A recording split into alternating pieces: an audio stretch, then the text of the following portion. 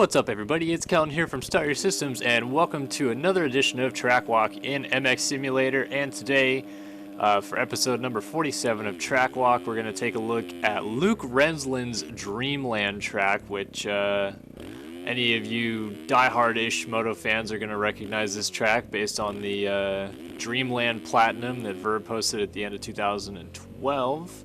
Or if you just see Luke Renzland, who's a professional motocross rider for Cycle Trader Rock River Yamaha.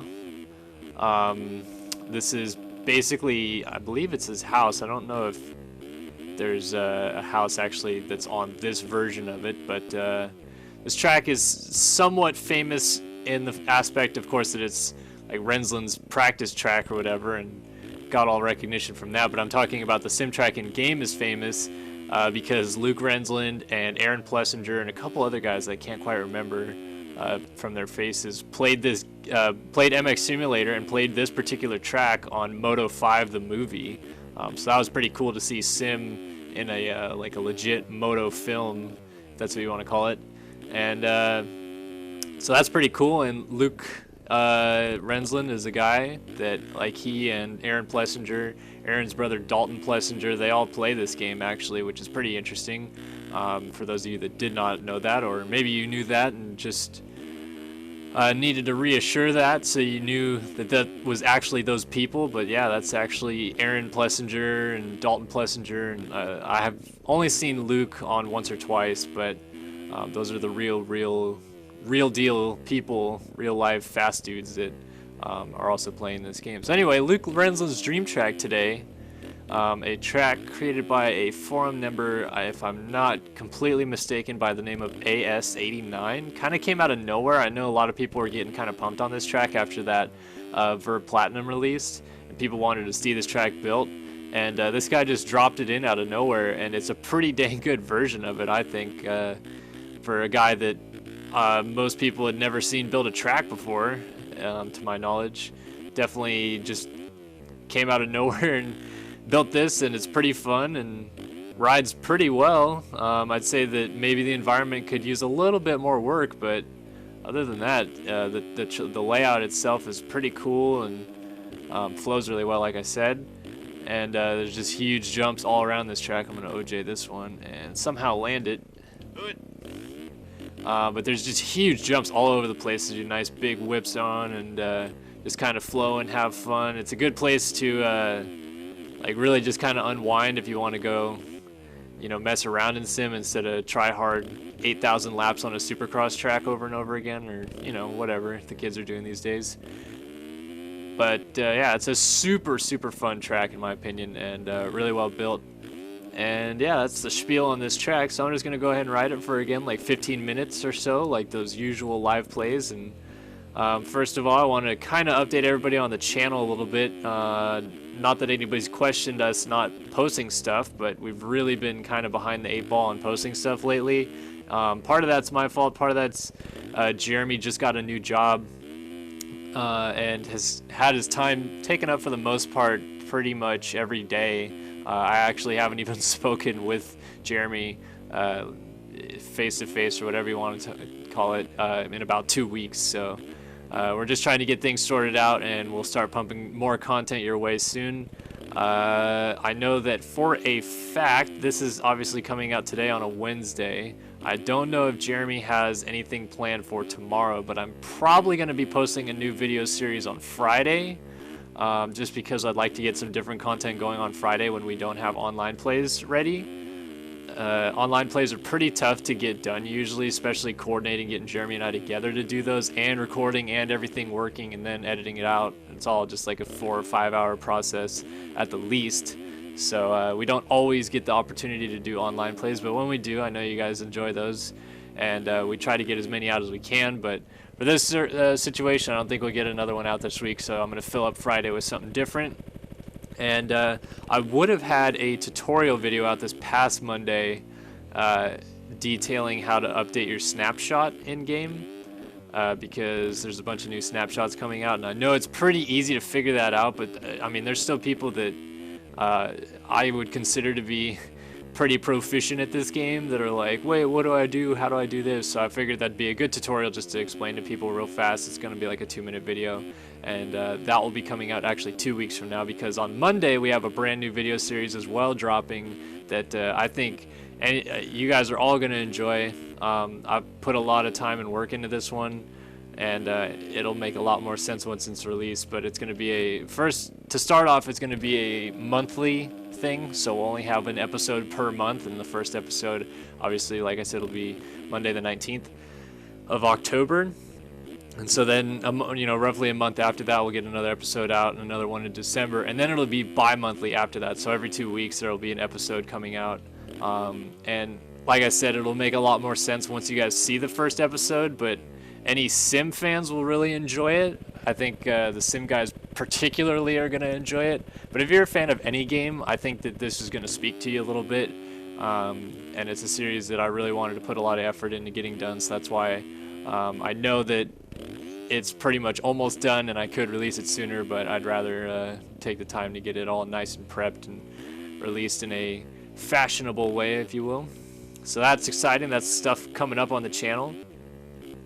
And yeah, so that's what's going on with the channel. We're going to get things dialed in here with Jeremy and his new job, and hopefully we'll get more videos pumped your way pretty soon. Obviously not a whole lot going on, as it's the off season in motocross, and that's mainly what we focus about on the channel. But we're going to try to get more games involved. Jeremy's been doing some Madden videos, which so far have been kind of good. He's been doing the dirt videos the whole time. We've also played other games like Trackmania and Rocket League recently, which are good but not great. But we're going to try to get more like actual legit good racing games involved. I know MXGP2, the game, is supposed to be coming out. I don't know if I've seen a release date yet, but they've been announcing the crap out of it with trailers and stuff like that. So it should be coming fairly soon, and we'll be starting to post videos on that when the game comes out. So anyway, all in all, we're just going to get things kind of the ball rolling again. I know, like I said, we've been kind of slouching a little bit, and I would have had more videos out recently. Just ran into midterms in college, and that just swamped me, and then Jeremy's changing jobs, so it's probably going to be the slowest time video-wise you guys will see out of us all year, but we'll start getting things going again here pretty soon and get the ball rolling. As for this particular track walk video, I know some of you guys may point out that I did straight rhythm last week as a track walk, and why not do Monster Cup for a track walk? Well, I would absolutely love to have done a Monster Cup track walk, but unfortunately the track itself is not done yet. There will be a MX Simulator race on the, it's called the MX Simulator Cup. They try to, hone out the monster bit, but it is the Monster Cup replica track, and they have a race on it every year. I've raced it twice in the past and done all right on it. So anyway, that'll be coming up.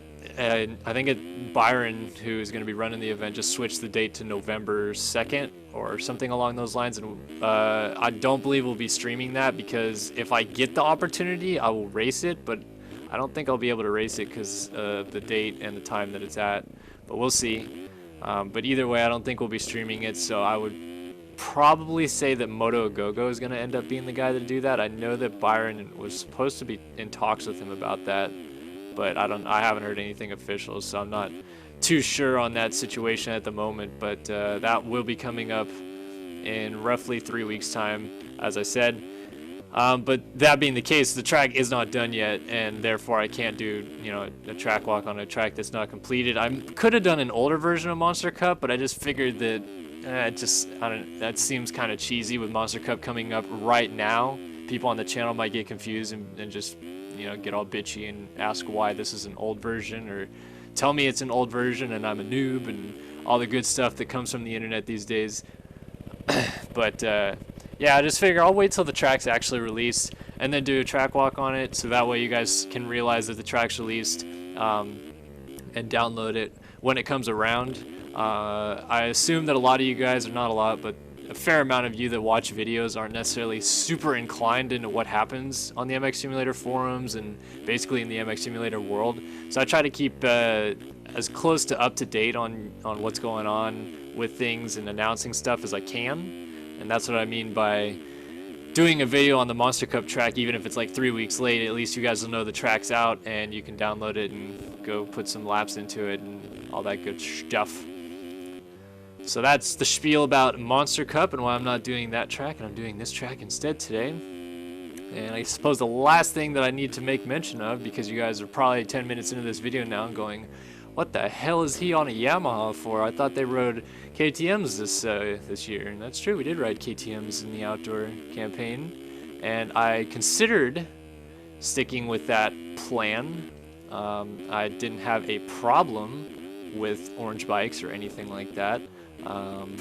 However, with the things going the way that they are in MX Simulator, I talk about the forums all the time, but there's starting to become this really, really bad, in my opinion, bad thing going on where people are, you know, not releasing hardly anything unless they get people to pay for it. I mean, I don't disagree with what Checkers has going on right now. I'm not gonna stifle him in that situation, but it has now transformed from a models only perspective to tracks.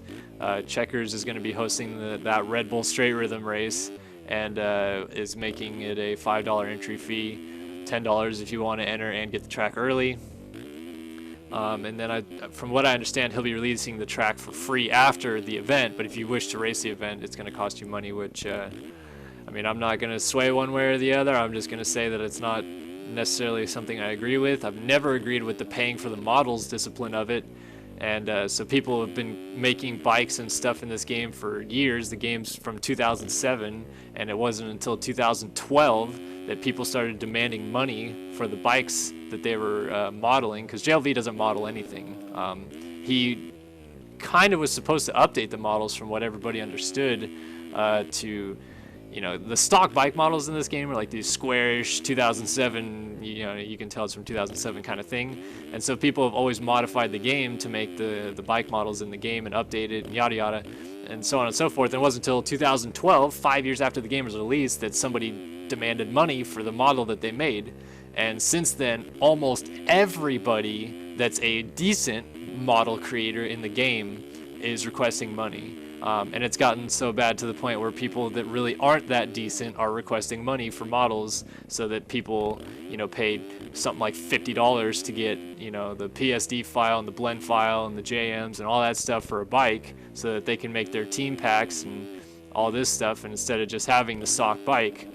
And that's just, like I said, something I've never agreed with. I'm not going to agree with. You can't tell me to change my views on that. I know that if Mason Clendenin watches this video, he's probably going to get all pissed, but I don't care. I just don't agree with the morals behind it, and I think you're probably going to start seeing laws of massive dissent being broken in copyright infringement laws here pretty quickly, unless something changes, but that's just my 2 cents on it, and it's kind of what's going to kill the sim community from the inside. But enough about that spiel. The reason we're going to be on Yamahas this season is when I, you know, realized that Jay, who created the KTM, and I'm good friends with Jay, he's spent 3 weeks at my house in the past before, and I've got nothing against Jay, but I've got something against the way that he's decided to sell his KTM model to the public. And so I basically told him I didn't want to be a part of that anymore, and we instead found a fairly decent looking YZ model that's been released for free. Everything is released for free on the forums by this guy named Extreme Maniac. And yeah, so Nate, who is on our team, Nate Zaworski, just did a couple little modifications to get handguards on the bike and everything. And voila, we have a free bike that Nate just edited a little bit, and a bike that looks really good in my opinion, and I'm happy with it, because when people ask where can I find that bike in the future, because we have a lot of people request that on our videos, and normally I can't say like, oh, you have to go talk to Jay and pay $30, because I don't condone that. So instead I'll just say, hey, here's the link right here, you can download this bike and create it yourself if you want. And right now we're just running some off-season stuff. However, in the future, when we release our Supercross pack, this particular bike that we're riding will have a 450, a 250F, a 250 two-stroke, and a 125, all without numbers on the bike, so that you, the viewers, can download that pack, ride the bike at your pleasure. We don't care if you use it for videos or screenshots or whatever. All that does for us is just kind of promotes us because it's got our logos on the side of the bike and whatever. And you already have the ability to make the bike yourself if you wanted to, because the bike's released. So I mean, ripping isn't really a problem. And so you'll have the ability to ride our bikes for free, a public edition of our bikes. And beyond that, we'll start doing giveaways on the channel so that people can get decked out in full number and gear and all that stuff with our bikes. And the gear that we'll be running is stuff, of course, that will be released on the forums with no price tag. And it'll probably be released well before our team pack even comes out. I'm working with a guy that wanted to make the gear, and it's going to release it well in advance. And so again, you can just go ahead and download that stuff and run it if you want. And we'll be doing giveaways to get full sets of name, number, and logos and all that stuff on your gear in the future, so that you too can feel like you're kind of a part of our team. I'm not going to say that I'm just going to like willy-nilly add a bunch of people to the team, because I don't like doing that, but you can definitely ride our bikes and we won't really care, as long as you aren't riding the bikes that have our numbers on it. That's what the public version of the bike is going to be for, is so you can just tool around on your own bike. But that's the whole point, is what we're getting at here, is that we want it to be an all-inclusive thing, with people that watch our videos on the channel and asking where the bike is from and can I please get that skin, and we can send them that stuff finally. We don't have to be all no holds back about it and say that unfortunately that stuff's not released, that model you have to pay for, blah blah blah blah blah. And for anybody that is maybe at this point questioning, well, why in the past have you been riding models that you had to pay for? That seems kind of dumb. I'm going to go ahead and raise my hand and say I have never once paid for a model or anything in this game for that matter. And fortunately, through my connections, I've made some great friends that have been willing to give me the stuff that they create for free. And I really appreciate that. I really do. I'm glad that they consider me that much of a friend, that they aren't going to make me pay money to get their models. And this is, like I said, it's not really anything personal against them. They can do whatever they want, however they feel they want to do it.